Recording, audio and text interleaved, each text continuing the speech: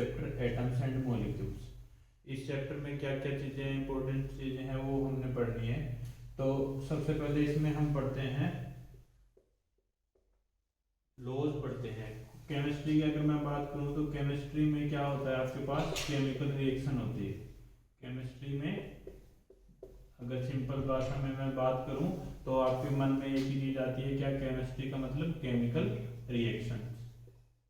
तो chemical reactions कुछ certain law follow करती है, उसके अकॉर्डिंग कोई केमिकल रिएक्शन होती है।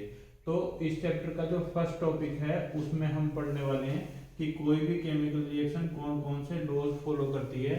तो हमारा फर्स्ट टॉपिक है laws of chemical combination.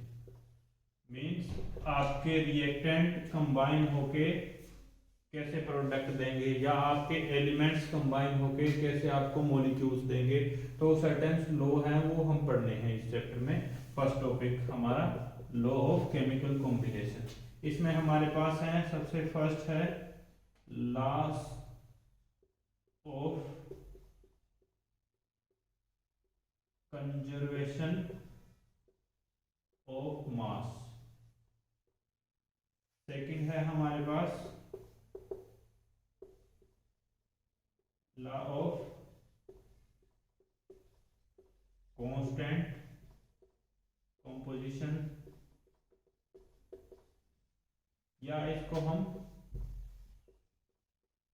Definite या फिक्स्ड प्रोपोर्शन के नाम से भी जानते हैं। थर्ड हमारे पास है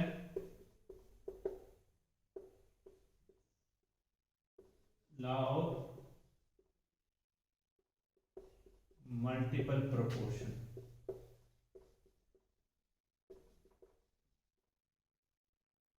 फिर हमारे पास फोर्थ है law of reciprocal proportion. Law of conservation of mass, constant composition, fixed या definite proportion, multiple proportion, fixed proportion. और फिफ्थ हमारे पास आता है लॉ ऑफ कांस्टेंट वॉल्यूम, या इसको हम बोल सकते हैं गे-लुशैक लॉ ऑफ गैसियस वॉल्यूम। ये हमारे पास 5 लॉ हैं, कोई भी केमिकल रिएक्शन है इनको फॉलो करेगी। तो आपके 9th क्लास में फर्स्ट और second law of conservation of mass और law of constant composition, fixed proportion या डेफिनेट प्रोपोर्शन है, ये आप 11th क्लास में पढ़ोगे।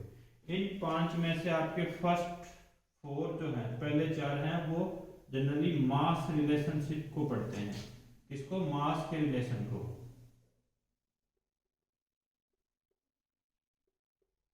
मास रिलेशनशिप की स्टडी करते हैं। 6th आपको पता ही लग रहा है, किससे? नाम से पता लग रहा है, वॉल्यूम के रिलेशन की स्टडी करता है। तो अब हम ये पढ़ेंगे।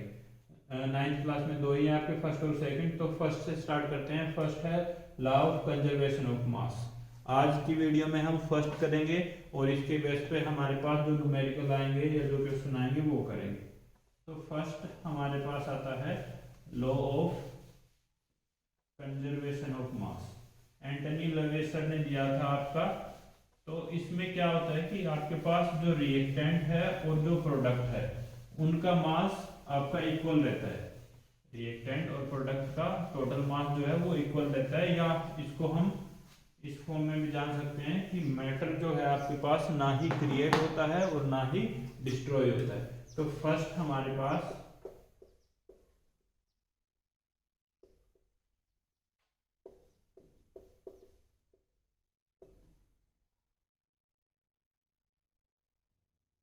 लॉ ऑफ कांस्टेंट या कंजर्वेशन ऑफ मास के नाम से भी जान सकते हैं।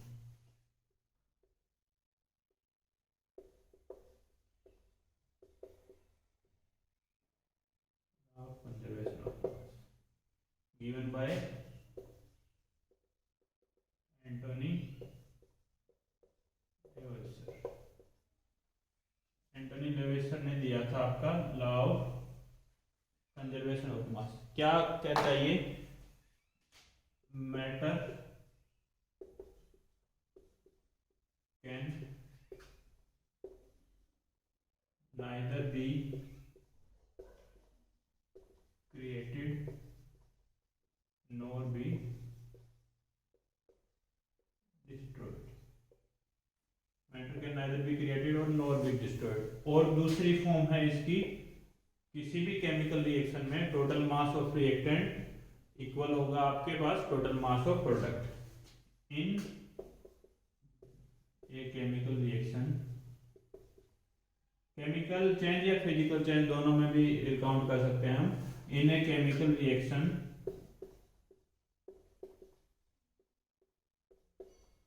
Total mass of products is equal to total mass of reactants. आपके पास प्रोडक्ट का टोटल मास और रिएक्टेंट का टोटल मास इक्वल होगा। एग्जांपल की फॉर्म में देख सकते हैं हम, जब हम बात करते हैं कैल्शियम क्लोराइड को, जब हम हीट करते हैं कैल्शियम क्लोराइड या calcium carbonate, sorry calcium carbonate को जब हम हीट करते हैं तो ये डिकम्पोज हो जाता है आपके पास किसमें? Calcium oxide plus CO2। Calcium oxide plus CO2 में डिकम्पोज हो जाता है। तो यहाँ जब हम बात करते हैं, जब 100 ग्राम हम लेते हैं कैल्शियम कार्बोनेट का, तो ये हीट करने पे आपके पास डिकम्पोज होता है और आपको 56 ग्राम कैल्शियम ऑक्साइड देता है और रिमेनिंग आपके पास 44 ग्राम आपके पास CO2 प्रोड्यूस होती है। तो जब हम बात करेंगे रिएक्टेंट का टोटल मास कितना है 100 और प्रोडक्ट का टोटल मास, प्रोडक्ट में आपके पास कैल्शियम ऑक्साइड का 56 और CO2 का 44, टोटल जब हम इसकी बात करेंगे तो आपके पास ये भी किसके इक्वल हो जाएगा 100 ग्राम के। तो अगर मैं इसको अगर मैं नेक्स्ट जो सेकंड है उसको अगर मैं ऐसे भी लिखता हूं तो ऐसे भी लिख सकते हैं हम, total mass of product equal to total mass of reactant in a chemical reaction. इस स्टेटमेंट के बेसिस पे हम कुछ क्वेश्चंस करेंगे और देखते हैं कि टोटल मास रिएक्टेंट और प्रोडक्ट का इक्वल आता है तो वो आपका कंजर्वेशन ऑफ मास को फॉलो करेगा, अगर इक्वल नहीं आता तो कंजर्वेशन ऑफ मास को फॉलो नहीं करेगा। क्या मास या टोटल मास ऑफ रिएक्टेंट्स, कितने भी रिएक्टेंट हो सकते हैं, equal to total mass of products. इसके बेसिस पे हमने 2-3 क्वेश्चन करने हैं। तो अब आपके पास जो फर्स्ट क्वेश्चन है वो देखो क्या है। फर्स्ट क्वेश्चन में आपको गिवन है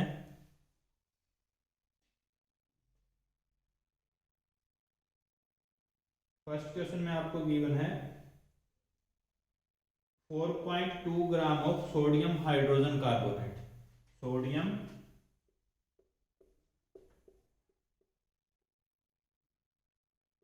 hydrogen carbonate 4.2 gram. Sodium hydrogen carbonate is added to a solution of hydrochloric acid. Hydrochloric acid को हम HCl लिखते हैं, HCl, और HCl कितना गिवन है आपको 10 ग्राम। When sodium hydrogen carbonate 4.2 gram is added with HCl of 10 gram, it is observed that 2.2 gram of carbon dioxide is released. Carbon dioxide 2.2 gram released into the atmosphere. The residue left behind is found to be weighing 12 gram. Residue होता है जो आपके पास बचा हुआ है, residue given है हमारे को 12 ग्राम। और फिर आगे लिखा है so that this observation can these observation are in agreement to the law of conservation of mass, की इनका यूज करके आप बताओ कि law of conservation of mass follow होता है या नहीं होता। तो सबसे पहले तो हम रिएक्शन देखेंगे कि क्या रिएक्शन आएगी इसमें। आपको फॉर्मूले पता होना चाहिए। सोडियम हाइड्रोजन कार्बोनेट का जो फॉर्मूला है NaHCO3, इसको सोडियम बाइकार्बोनेट भी बोलते हैं। तो जब सोडियम हाइड्रोजन कार्बोनेट या सोडियम बाइकार्बोनेट आपके पास रिएक्ट करता है HCl के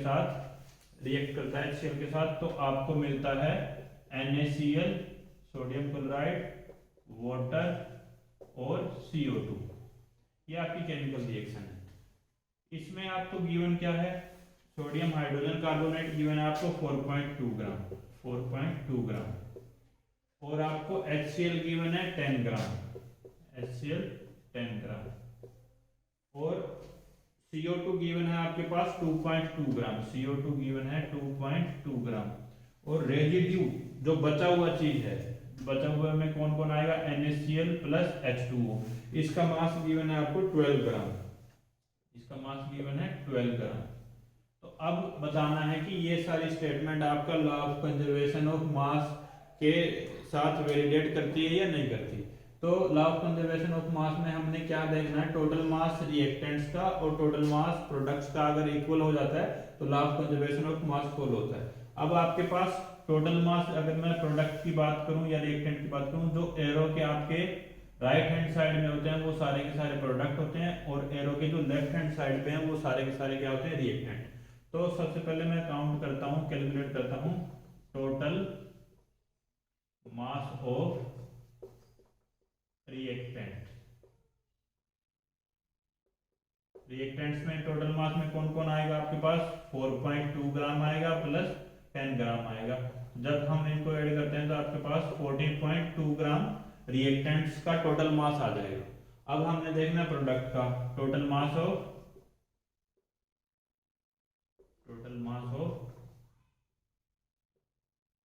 प्रोडक्ट्स। जब प्रोडक्ट्स में देखेंगे तो आपके पास रेजिड्यू है जो कितना है 12 ग्राम प्लस आपके पास 2.2 ग्राम CO2 है, तो ये आपके पास कितना आ जाएगा, ये भी 14.2 ग्राम आ जाएगा। तो यहाँ से आपको टोटल मास ऑफ रिएक्टेंट और टोटल मास ऑफ प्रोडक्ट दोनों इक्वल है, तो ये वाला जो क्वेश्चन है इसमें जो रिएक्शन गिवन है वो लॉ ऑफ कंजर्वेशन ऑफ मास को फॉलो करती है। नेक्स्ट अगर हम बात करें, इसको मैं इरेज कर देता हूं, नेक्स्ट क्वेश्चन की हम बात करें तो आपको गिवन है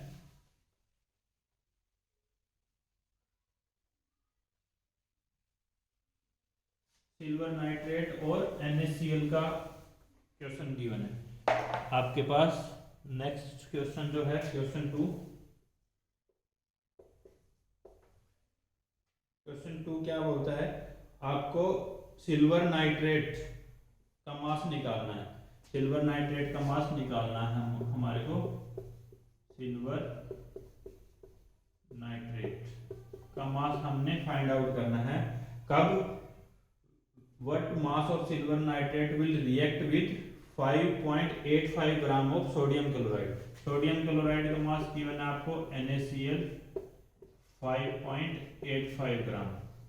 इसका सोडियम सिल्वर नाइट्रेट का कितना मास रिएक्ट करेगा सोडियम क्लोराइड के 5.85 ग्राम के, जो आपको they produce 14.35 gram of silver chloride. Silver chloride अगर मैं बात करूं AgCl को सिल्वर क्लोराइड बोलते हैं, सिल्वर क्लोराइड आपको मिलता है 14.35 ग्राम, एंड आपको गिवन है 8.5 ग्राम of sodium nitrate. Sodium nitrate साथ में मिलता है सोडियम नाइट्रेट 8.5 ग्राम, और बोला है कि ये वाली रिएक्शन आपका लॉ ऑफ कंजर्वेशन ऑफ मास को फॉलो करती है।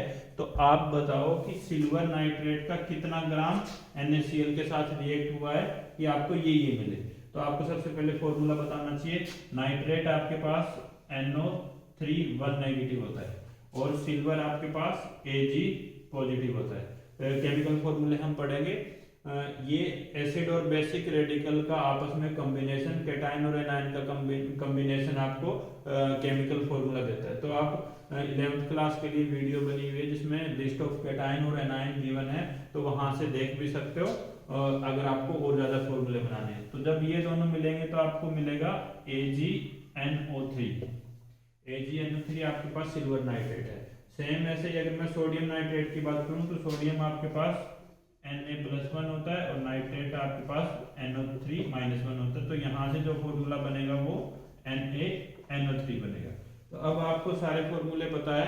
अब मैं इसकी केमिकल रिएक्शन लिखता हूँ और फिर हम देखते हैं कि आपके पास कितना सिल्वर नाइट्रेट रिएक्ट होता है। तो सिल्वर नाइट्रेट AgNO3 रिएक्ट करता है NaCl के साथ और आपको देता है AgCl प्लस NaNO3। जब सिल्वर नाइट्रेट NaCl के साथ रिएक्ट करता है तो सिल्वर क्लोराइड और आपको सोडियम नाइट्रेट देता है। तो सिल्वर क्लोराइड का मास आपको गिवन है कितना, 14.35 ग्राम प्रोड्यूस होता है। साथ में सोडियम नाइट्रेट का भी मास गिवन है 8.5 ग्राम मिलता है आपको, 8.5 ग्राम।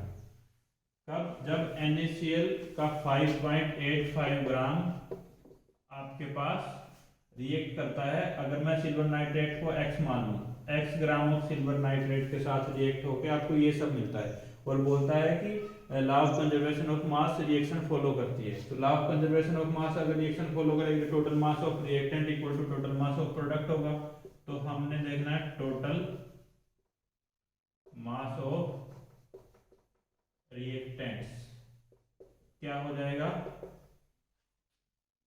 टोटल मास ऑफ रिएक्टेंट क्या हो जाएगा, X ग्राम आपके पास किसका है, सिल्वर नाइट्रेट का, प्लस 5.85 ग्राम आपके पास किसका है, NaCl का। और टोटल मास ऑफ रिएक्टेंट के बाद टोटल मास ऑफ प्रोडक्ट की बात करूं, टोटल मास ऑफ प्रोडक्ट्स, इसमें आपके पास दोनों को जब आप ऐड करोगे तो आपके पास आ जाएगा 5, 8, 2 और 2, 22.85 ग्राम टोटल आ जाएगा आपके पास। 22.85 ग्राम, 0, 5, 5 और 3 8 और 8 और 4 12, 2 कैरी 1 और 22.85 ग्राम।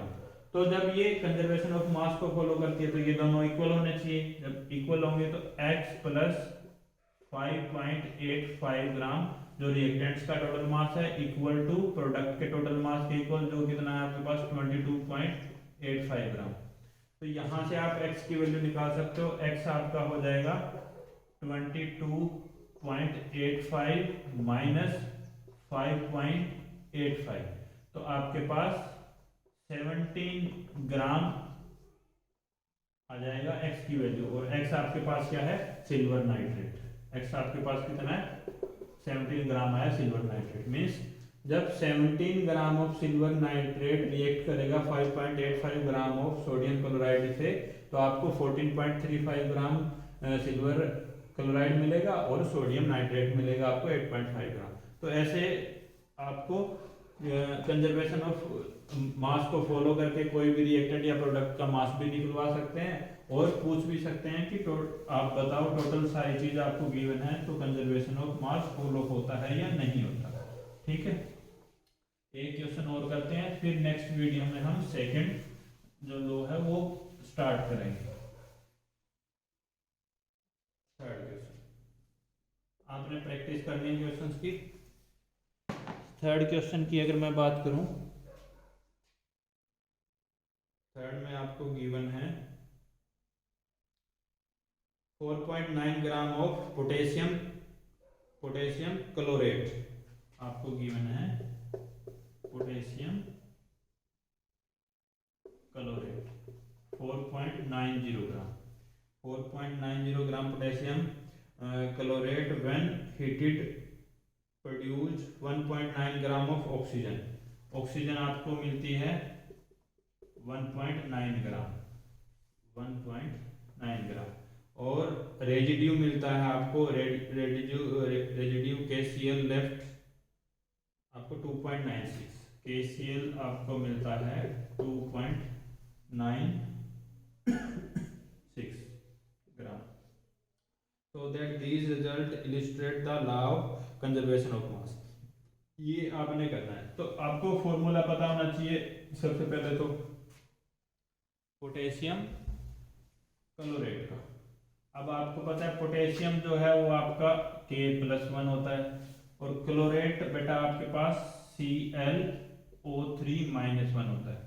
अब यहाँ अगर मैं बात करूँ तो आप जब 11th क्लास की रेडिकल की वीडियो देखोगे तो आपको पता लग जाएगा ClO4 नेगेटिव ये आपके पास पर क्लोरेट होता है, ClO3 नेगेटिव ये आपके पास क्लोरेट होता है जो हमने लिखा है, ClO2 नेगेटिव क्लोराइड होता है आपके पास और ClO1 बच जाएगा 1 नेगेटिव ये हाइपोक्लोराइट होता है। ठीक है, तो ये आपको मिल जाएगा 11th क्लास की वीडियो में। तो जब K पॉजिटिव और ClO3 नेगेटिव आपस में मिलेगा तो आपको पोटेशियम क्लोराइड मिलेगा।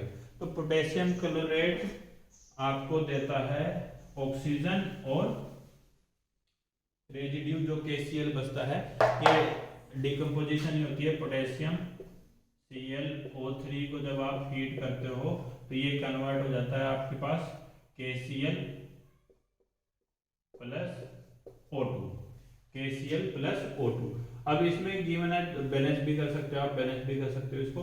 आपको गिवन है 4.90 ग्राम पोटेशियम क्लोराइड का गिवन है और यहाँ से ऑक्सीजन जो निकलती है वो 1.9 ग्राम और आपको जो रेजिड्यू मिलता है, रेजिड्यू गिवन है आपको 2.96 ग्राम, रेजिड्यू गिवन है आपको 2.96 ग्राम।